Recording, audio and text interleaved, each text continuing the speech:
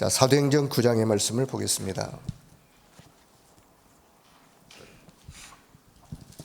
사도행전 9장 36절에서 마지막 43절.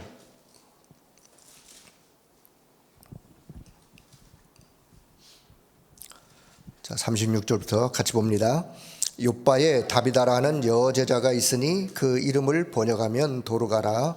선행과 구제하는 일이 심히 많더니 그때 병들어 죽음에 시체를 씻어 다락에 누이니라. 룻다가 요빠에서 가까운지라 제자들이 베드로가 거기 있음을 듣고 두 사람을 보내어 지체 말고 와 달라고 간청하여 베드로가 일어나 그들과 함께 가서 이름에 그들이 데리고 다락방에 올라가니 모든 과부가 베드로 곁에 서서 울며 도르가가 그들과 함께 있을 때에 지은 속옷과 겉옷을 다 내보이거늘 베드로가 사람을 다 내보내고 무릎을 꿇고 기도하고 돌이켜 시체를 향하여 이르되 다비다야 일어나라 하니 그가 눈을 떠 베드로를 보고 일어나 앉는지라.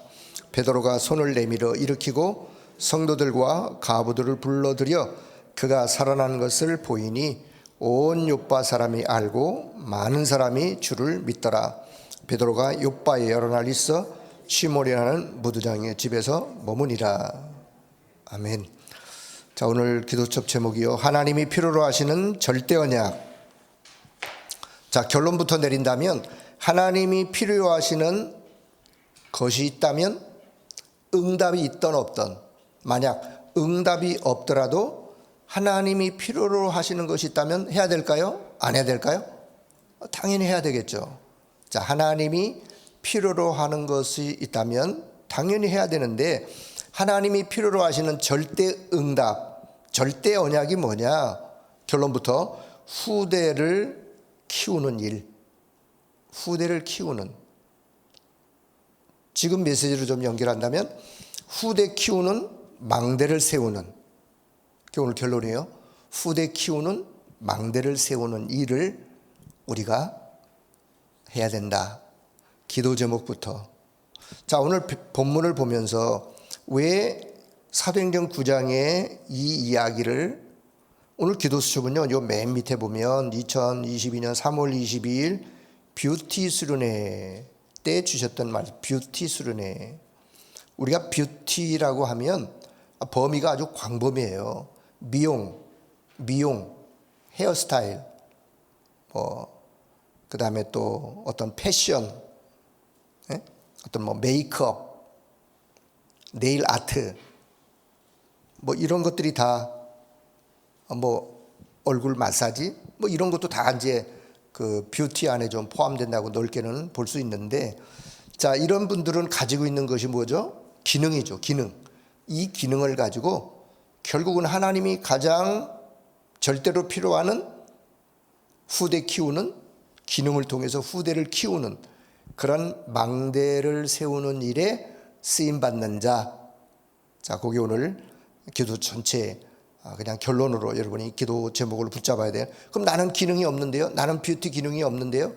뷰티 기능이 없더라도 뭔가를 하나님이 우리에게 주신 것이 있어요. 그것을 통해서 내가 후대 세우는 그런 일에 이것이 하나님께 쓰임받아야 되겠다, 쓰여져야 되겠다. 자, 그렇게 기도하는 기도가 필요한데, 자, 오늘 본문을 좀 보면 요빠라는 지역에 다비다라고 하는 여제자가 있었다. 다비다는 사람 이름이에요. 여제자 다비다. 어디에? 요빠에. 근데 그 요빠가 어느 지역에 가까웠느냐? 거기 32절부터 보면 룻다라고 하는 지역 이름이 나와요. 룻다. 자, 근데 이해가 좀 안 되는 게, 요빠의 여제자 다비다가 심각한 병이 들어가지고 37절 보니까 죽었어요.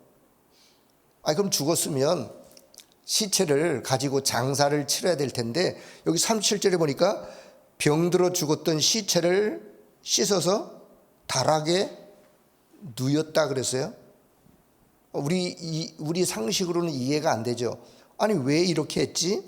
자, 그러고 나서 이제 38절, 룻다가 요빠에서 가까웠기 때문에 거기에 룻다에 누가 있었는가 하니 베드로 사도가 있었어요. 계셨어요. 그래서 사람을 보내어 빨리 저 루다에 가서 베드로 사도를 오시라고 해라. 오시라고 해서 이 일을 좀 해결하자. 이런 생각을, 이런 믿음을 그들이 가지고 있었는데, 왜냐하면 32절부터 쭉 읽다 보면 루다라는 지역에 에니아라고 하는 사람이 8년 동안 병들어 있다가 그 병을 베드로 사도께서, 예수 그리스도께서 너를 낫게 하시니 라고 하는 이런 치유의 역사. 지금 사도 바울의 역사는 이제 사도행전 후반부 13장부터 나오죠. 그 전반부는 누구 중심으로 하나님은 사역을 펼쳐갔느냐? 베드로 사도 중심으로 사역을 펼쳐갔어요. 그런데 이 베드로 사도도 죽은 자를 살리고 병든 자를 치유하고 하는 이런 하나님의 역사가, 그래서 그 루다의 지역에 있는 베드로 사도를 빨리 좀 요빠 지역으로 오게 해서 베드로 사도가 이제 왔는데, 다락에 뉘어놓았던 그 시신에게로 안내를 했어요. 그랬더니만 베드로가 왔더니만 39절 보니까 그 요빠 지역에, 다시 말하면 다비다랑 친했던 여러 많은 사람들이 베드로 사도에게 자기들의 옷, 겉옷을 보이고 속옷을 보이면서, 베드로 사도님, 이 겉옷이, 이 속옷이 이 다비다께서 지어주어서 우리가 입고 있습니다 라고 하는 그런 이야기를 하게 되는 것이 여기 39절 후반에 보면 나오죠. 그때 40절 베드로가 무릎을 꿇고 기도하고, 무릎을 꿇고 기도했단 말은 간절한 마음으로 기도하고 그 시체를 향하여 다비다야 일어나라 담대하게 외치죠.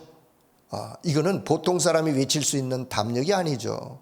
아니, 죽은 시체를 향해서 베드로가 다비다여 일어나라. 그랬더니만 그 시체로 있던 다비다가 눈을 떠 베드로 앞에 일어나 앉게 되었어요. 이 사건으로 인하여 42절 온 요빠에 있는 많은 사람들이 주를 믿게 되었더라. 복음이 전파되어지는 그런 일들을 보면서, 그럼 이 본문하고 오늘 뷰티 수련회 이 기도수첩 본문하고 무슨 연관이 있기 때문에 이랬는가? 처음엔 잘 이해가 안 되다가 좀 더 생각하니까 그래. 그래서 여기 겉옷, 속옷, 패션이요, 패션. 다비다는 오늘 시대로 말한다면 어떤 패션 이런 쪽의 일을, 자기의 기능을 가지고 주변에 그 요빠 지역에 사는 많은 사람들을 돕고 그들에게 영향을 주고 그들을 뭔가 자기가 가지고 있는 기능을 통해서 그들에게, 기능만 좋겠습니까? 자기가 누리고 있는 복음. 그래서 다비다는 요빠 지역의 기능을 통하여 요빠 지역 복음화에 망대를 세웠던 자이다 라고 하는 그런 오늘 흐름의 메시지로 답을 가지시면서 오늘 기도 수업을 한번 보도록 하겠습니다. 서론에 보면 비대면, 이제 대면, 비대면 이런 말들이 나오는데, 비대면이란 말은 대면하지 아니하고 얼굴과 얼굴을 우리가 눈앞에 안 보면서도 비대면의 대면화라는 단어까지 우리가 쓰게 되었는데, 비대면 시대에 어떻게 하면 우리의 직업을 가지고 기능을 가지고 하나님이 가장 원하시는 응답을 받을 수가 있을까? 결국은 우리 기능을 가지고 후대를 키우는 것을 하나님은 가장 원하시는 것이기 때문에, 우리 후대가 사단의 권세에서 해방되도록, 빠져나오도록 도와야지, 우리 후대가 사단의 권세에서 해방을 시키지 못한다면 결국은 후대의 미래는 어떻게 될까요? 후대의 미래는 실패할 수밖에 없겠죠. 그래서 후대에게 가장 중요한 하나님의 나라가 어떠한 것인지를 알도록, 흑암의 나라에서 빠져나오도록, 엑스트라죠, 빠져나오도록, 어디로? 하나님의 나라로. 그래서 하나님의 나라가 어떠한 하나님의 나라의 축복이 있는지를 알게 만들어야 된다. 이것을 위해서 우리 랩런트들이, 후대들이 하면 안 되는 몇 가지가 있는데, 첫째는 사단의 문화를 따라가서는 안 된다. 사단의 문화, 이 흑암의 문화를 후대들이 따라가면 결국 흑암의 문화에 물들어 잠식되겠죠. 복음이 아닌 것, 세상적인 것, 또 세속적인 것, 아니면 유행 따라 막 이런 것들을 따라가는 것을 사단의 문화를 따라가는 것인데, 그런 것을 따라가면 안 된다. 저 두 번째는 나 자신을 따라가면 안 된다. 나 자신. 이제 창세기 3장, 6장, 11장 나 중심. 우리가 태어나기를 하나님이 인간을 만드실 때 나 중심대로 살라고 만든 것이 아니라 하나님 중심, 하나님 중심으로. 그런데 이제 창세기 3장에서 나 중심, 6장에 물질 중심, 11장에 하나님 없는 성공 중심, 이게 나 자신을 따라가는 거죠. 자, 그러다 보니까 이제 그게 이제 부족하면 뭔가의 힘을 빌리려고, 그게 이제 사도행전 13장, 16장, 19장이에요. 무속, 점술, 우상, 이런 것을 따라가면 안 된다. 그리고는 어떤 자신이 가지고 있는 탐심, 어떤 동기, 화, 조급증, 게으름, 염려, 불신앙, 이런 것만 피해도 우리 렘넌트들이 뭔가 중요한 응답을 받아갈 수 있다. 자, 세 번째는요, 틀린 이론을 따라가면 안 됩니다. 틀린 이론, 세상 이론. 우리는 하나님의 말씀이 기준이고 하나님의 말씀을 따라가는, 하나님의 말씀의 흐름을 따라가는, 기도의 흐름을 따라가는, 증거의 흐름을 따라가는 이것이 필요합니다. 그렇다면 우리 후대를 어떻게 키워야 하는지 오늘 세 가지로. 자, 첫째는요, 비대면 전략. 비대면 전략이란 말은 여기 이제 작은 글씨로 작품 이렇게 썼죠. 작품, 비대면 전략. 여기 이제 세 가지가 성막운동, 성전운동, 교회운동. 이건 다 비대면의 전략이다. 다시 말하면 성막, 성전, 교회, 이게 다 작품으로 작품화되어지면 그 작품을 통해서 대면하지 않고서도 뭔가 중요한 것이 전달되어지는, 하나님이 원하는 것이 전달되어지는 그런 전략으로, 비대면의 전략. 그래서 우리가 기능을 가지고 하나님의 작품으로 만들어 그것을 통해 비대면 전략을 이루어가야 된다. 핵심은 그거예요. 표현을 좀 여러 가지 했는데, 자, 한마디로 비대면 전략. 대면하지 않고서도 하나님이 원하는 것들을 전달할 수 있는 전략. 그거는 작품을 만들면 작품만 놔둬도 그 작품을 본 사람들이 그 작품을 통해서 뭔가를 전달하고자 하는 것들을 전달받을 수 있잖아요. 자, 그런 의미에서 비대면 전략. 자, 두 번째는요, 대면의 전략이다. 자, 이제는 제자를 눈앞에 만났어요. 이제 사람을 눈앞에 만났어요. 그러니까 만났을 때 확실하게 무엇을 우리는 전달해 줘야 되느냐? 하나님의 나라, 하나님의 나라의 비밀, 하나님 나라의 축복. 왜 하나님의 나라를 우리가 또 바라보면서 살아야 되는지, 그리고 보호자의 축복, 보호자의 능력, 보호자의 그 은혜. 자, 이런 축복을 누리는 권세, 자녀된 권세가 어떠한 권세인지, 이런 것들을 만났을 때, 대면했을 때 우리가 가지고 있는 확실한 것을 전달해야 된다. 그러면 여기에서 뭐가 나오느냐? 영적인 힘이, 또 그 안에서 하나님 주시는 달란트가, 또 하나님이 원하는 미션이 나오기 때문에 예수님은 제자들을 모아놓고 40일 동안 여기에 집중했다. 그래서 저와 여러분이 비대면은 전략을 쓰던 대면의 전략을 쓰던 하나님이 가장 원하시는 것들을, 필요로 하는 것들을 바르게 전달하는, 자, 그것이 필요하고. 자, 세 번째는 미디어 전략. 미디어 전략이란 말은, 자, 사도 바울이 미디어 전략을 잘 썼어요.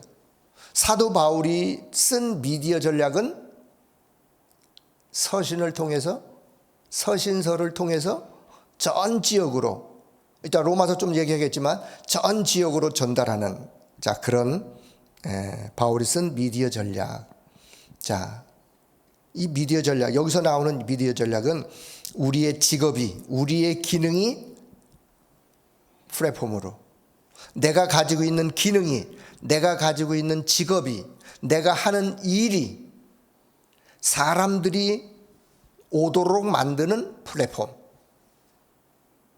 온 자들에게 빛을 발하여, 빛을 전달하여, 빛을 밝혀 그들 속에 있는 치유받을 부분들이 치유받고 생명을 얻게 하는 파수망. 그리고 결국은 그들을 하나님께로 소통하도록 만들어주는 안테나. 그래서 미디어 전략은 우리의 직업, 우리의 기능을 통하여 플랫폼, 파수망, 안테나의 응답을 받도록 도와주는. 자, 그러면 우리의 직업이, 내가 하는 일이, 기능이 이제는 다른 나라와 237 미디어와 연결되어지는, 좀 어려운 말 같지만 결국은 하나님은 그렇게 우리가 가지고 있는 작은 것이라 할지라도 하나님이 원하는 것들과 연결이 되어지면 237과 연결되어지는 그런 축복으로 우리가 가지고 있는 것을 인도하신다. 자, 그리고 말씀이 내게 성취되어 237의 메시지로 전달이 되어지는. 자, 결론. 자, 여러분의 것으로, 여러분이, 우리가 가지고 있는 작은 그것으로 증거가 일어나서 그것이 결국은 후대까지 전달되어지는. 하나님이 원하시는 것은 그거예요. 내가 가지고 있는 작은 것이라 할지라도 그것을 통해서 생명이 살아나고 그 축복이 우리 후대들에게 전달되기를 원하시는. 자, 그때 우리 후대를 두고 성인식, 사명식, 파송식의 응답을 받게 된다. 자, 여기 성인식이라는 말은, 여러분, 성인식은요, 나이와 상관없이 확실한 평생의 달란트를 찾는 걸 보고 성인식이라고 해요. 아, 하나님이 내게 주신 달란트는 이런 거구나. 나이와 상관없이 어릴 때 찾으면 어린 나이에 성인식이 되어지는 거죠. 자, 그러면 사명식은 뭐냐? 결국은 하나님이 나에게 이것을 주셔서 이것을 위해서 살라고 하시는구나. 내게 이런 사명을 주시는구나. 그 분야의 전문가들하고 전문성을 내가 또 이렇게 받으면서 사명을 찾는 사명식. 그리고는 이제는 파송식은 뭐냐? 이제는 그 축복을 가지고 이제 현장과 연결되어져 이제 현장을 내다보면서 그걸 보고 우리가 이제 파송식 좀 이렇게 표현을 하는데, 자, 이 언약을 잡고 지금부터 뭐 하면 되느냐? 24 하면 된다. 그러면 25의 응답, 영혼의 응답은 따라오는 것이다. 자, 결론을 한마디로 그냥 제가 결론, 오늘 기도 제목을 뭘 가지고 오늘 기도할까? 오늘 이 아침에, 자, 오늘 제목을 잘 다시 한번 보세요. 하나님이 필요로 하시는 절대 언약. 하나님이 필요로 하는 것이 있다면 응답이 있던 없던 그건 내가 해야 될 것이죠. 하나님이 필요로 하는 절대 언약, 내가 가지고 있는 작은 기능, 작은 어떤 달란트, 내가 가지고 있는 작은 나의 혹 직업, 산업, 하는 일, 이 일을 통하여, 이 기능을 통하여 우리 후대에게 하나님이 원하는 것을 전달하는, 하나님이 원하는 걸 전달하는. 그래서 나는 후대 키우는, 망대를 세우는 자로 그렇게 내가 하나님 앞에 쓰임받아야 되겠다라고 생각하시고 오늘 그 기도 제목을 딱 붙잡는, 이 아침 시간 되어지길 바라겠습니다. 자, 로마서 1장을 좀 보시면, 이제 로마서가 이제 드디어 로마서를 주일 강단의 메시지로 시작하셨는데, 자, 로마서는요, 바울이 지은 서신이죠. 자, 바울 서신의 특징. 바울 서신의 특징은 바울 사도가 전도의 현장을 돌고 또 갈 수 없으니까 당신께서 직접 가서 현장을 돌면서 세워놓았던 교회, 그걸 지금으로 말하면 그게 이제 바울이 개척을 한 교회, 교회들에게 전달되어졌던 서신이 바울 서신의 거의 대반사예요. 물론 바울 서신 중에 뭐 개인에게, 디모데에게, 전달한, 빌레몬에게 전달한 그런 서신도 있지만 거의 바울은 당신이 개척한 교회에 보내어진 서신이었어요. 그런데 로마서는 바울이 개척한 교회에 보낸 서신이 아니라 로마에 있는 여러 교회들, 로마에 있는 성도들에게 보내어진 서신이에요. 자, 그런데 바울은 할 수만 있으면 이 로마에 있는 성도들에게 내가 빚진 자이다. 로마서 1장 14절, 내가 모든 사람들에게 빚진 자이다. 15절, 나는 할 수 있는 대로 로마에 있는 여러분에게 가서 복음 전하기를 원합니다. 아니 뭐 그들이 불신자인가요? 신자이지만 그들에게 복음을 더 정확하게, 그들이 복음을 위하여 하나님 앞에 헌신할 수 있는 그런 사람으로 쓰임받도록 가서 내가 여러분에게 이 복음으로 여러분을 더 견고한 자로 그렇게 내가 세우기를 원합니다. 바울의 마음속에 늘 뭐가 있었느냐?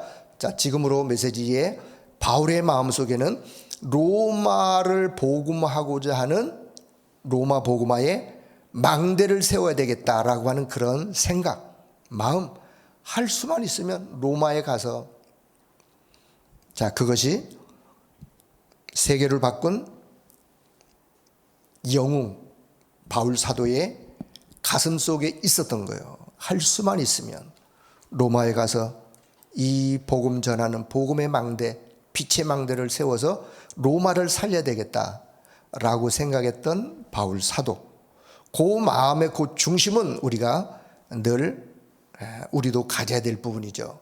자, 요 얘기 전에 우리가 이제 파수꾼, 뭐 빛의 망대, 파수꾼의 망대, 이게 좀 어떻게 보면 조금 이해를 잘 못하면 이게 막 좀 혼돈이 될 수 있는데, 자, 제가 이제 이렇게 한번 설명해 볼게요. 어떻게 하면 좀 잘 이해할 수 있느냐?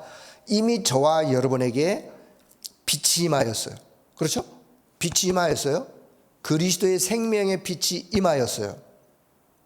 나는 누가 뭐래도 어디를 가 있어도 나는 이제 빛의 자녀예요. 빛의 자녀. 하나님의 자녀, 빛의 자녀. 나는 이미 빛을 받은 자요. 빛을 받았기 때문에 나는 빛을 발할 수밖에 없는 거예요. 그렇죠? 너희는 세상의 빛이니 빛을 저 말 아래 두지 말고 위에 두어서 사람들에게 비치게 하라. 일어나서 빛을 발하여라. 빛을 가졌기 때문에 빛을 발할 자예요. 자, 그런데 동시에 하나님은 저와 여러분을 파수꾼으로 부르셨어요. 파수꾼으로. 그럼 파수꾼에게는 뭐가 필요하냐? 뭐가 필요하랬죠? 파수꾼에게는 망대가 필요하다 그랬어요. 파수꾼에게는 망대가 필요한 거예요. 망대가 없는 파수꾼은 파수꾼의 역할을 감당을 못하는 거예요. 파수꾼에게는 망대가 필요해요. 자, 그럼 그 망대 위에 누가 올라야 서야 되느냐? 파수꾼이 올라서야 되는 거죠. 그럼 파수꾼이 뭐 해야 돼요? 거기서 파수꾼은 빛을 가진 자예요. 빛을 가진 자이기 때문에 빛을 발하는 거예요. 이게 이제 세트로 지금 이루어진 거예요. 자, 파수꾼, 빛을 가진 자, 망대. 이걸 따로따로 이야기하다 보니까 어려워지는데, 이거를, 자, 나는 빛을 가진 자요. 그런 나를 하나님은 파수꾼으로 부르셨어. 파수꾼으로 부른 나에게 망대가 필요해. 그래서 망대 위에 오른 파수꾼의 역할, 어떤 역할? 빛을 밝히는 역할. 빛을 밝혀서 그 빛을 보고 사람들이 나오도록 하는, 그걸 보고 플랫폼. 사람들이 나왔어요. 빛 아래. 그러면 그 자들에게 또 빛을 비추어, 그 빛은 생명의 빛을 비추어, 그리스도의 생명의 빛을 비추어 그 사람들 속에 가지고 있는 상처, 세상적인 것, 이런 것들을 치유해 주는 거예요. 그리고는 결국은 그렇게 치유해서 그들을 어디로 연결하느냐? 하나님과 소통되어져 하나님께 쓰임받는 자, 하나님과 소통되어 보호자의 축복을 누려 이 땅에 영향을 주는 서밋으로. 237이 플랫폼으로 올 수밖에, 온 그 자들을 파수망의 빛으로 치유하고, 그리고 하나님과 소통되도록 서밋으로 세우는, 결국 플랫폼 파수망 안테나가 237 치유 서밋의 의미예요. 그 의미를 여러 각도에서 이렇게 저렇게 표현하다 보니까 조금 여러분이 헷갈릴 수 있는데, 그냥 단순하게 생각하세요. 단순하게. 다시 벌써 6시에. 자, 나는 빛을 가진 자요. 빛을 가졌어요. 예, 근데 하나님은 동시에 나를 파수꾼으로 불렀어요. 그럼 파수꾼에게는 망대가 필요하다. 그럼 망대 위에 파수꾼이 올라, 망대에서 뭐 해야 돼요? 망대에서 그냥 낮잠 자는 게 아니죠. 낮잠 자라고 망대 위에 오른 게 아니죠. 24 뭐 해야 돼요? 불 밝히는 거예요. 24 불을 밝히는 거예요. 네, 내가 빛을 가졌으니까 불 밝혀서 그 빛을 보고 필요한 자, 빛을 보고 돌아올 자들이 오도록 만들어주는 거예요.